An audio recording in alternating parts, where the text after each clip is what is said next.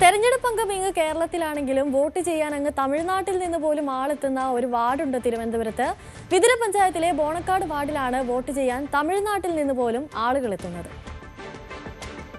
തമിഴ്നാട്ടിൽ വോട്ടർമാരുള്ള കേരളത്തിലെ അത്യപൂർവ വാർഡുകളിലൊന്നാണ് തിരുവനന്തപുരത്തെ വിതുര ഗ്രാമപഞ്ചായത്തിലെ 7ാം വാർഡായ ബോണക്കാട്.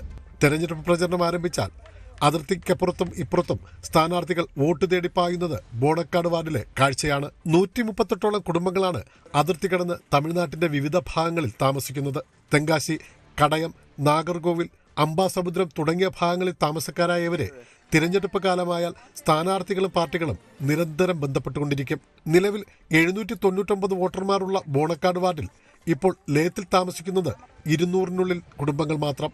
പിന്നെയുള്ള കുറച്ചു കുടുംബങ്ങൾ വിതുരയിലും താമസമാക്കിയിട്ടുണ്ട്. കഴിഞ്ഞ 20 വർഷക്കാലമായി ഈ വാർഡിൽ CPM സ്ഥാനാർത്ഥികളാണ് വിജയിച്ചു വന്നിരുന്നത്. ഇത്തവണ വനിതാ SC സംവരണ വാർഡാണിത്. ഇവിടുത്തെ തൊഴിലാളിയായ CPMലെ സുധയാണ് ഇടതുപക്ഷ സ്ഥാനാർത്ഥി. ആര്യചന്ദ്രനാണ് UDF സ്ഥാനാർത്ഥി. NDA BJP സ്ഥാനാർത്ഥിയായി ശൈലജ മത്സരിക്കുന്നുണ്ടെങ്കിലും മത്സരരംഗത്ത് സജീവമല്ല. കാലങ്ങൾക്ക് മുമ്പ് തെക്കൻ കേരളത്തിലെ പ്രധാനപ്പെട്ട തേയില ഫാക്ടറിയും എസ്റ്റേറ്റും പ്രവർത്തിച്ചിരുന്ന ഉൾവന പ്രദേശമാണ് ബോണക്കാട്. പ്രതാപകാലത്ത് എസ്റ്റേറ്റിൽ തമിഴ്നാട്ടിൽ നിന്നുമാണ് ഭൂരിഭാഗം തൊഴിലാളികളും കുടിയേറിയത്. പിൽക്കാലത്ത് ഇവർക്ക് റേഷൻ കാർഡും മറ്റു രേഖകളും ലഭിച്ച് ഇവിടുത്തെ ആൾക്കാരായി മാറുകയായിരുന്നു. കാലം പോയപ്പോൾ രാഷ്ട്രീയ പാർട്ടികളെത്തി യൂണിയനുകൾ സംഘടിപ്പിച്ച് തൊഴിലാളികളെ കൂടെ നിർത്തി. എസ്റ്റേറ്റ് അടച്ചു പൂട്ടിയതോടെ ജോലിയില്ലാതെ ഭൂരിഭാഗം തൊഴിലാളികളും അതിർത്തി കടന്നു മടങ്ങി. തെരഞ്ഞെടുപ്പുകൾ വരുമ്പോഴാണ് ഇവരൊക്കെ വീണ്ടും ഇവിടേക്ക് മടങ്ങി വരുന്നത്. ഇപ്പോൾ ലയത്തിലുള്ളവർ തൊഴിലുറപ്പ് തൊഴിൽ ചെയ്താണ് കഴിഞ്ഞു പോകുന്നത്.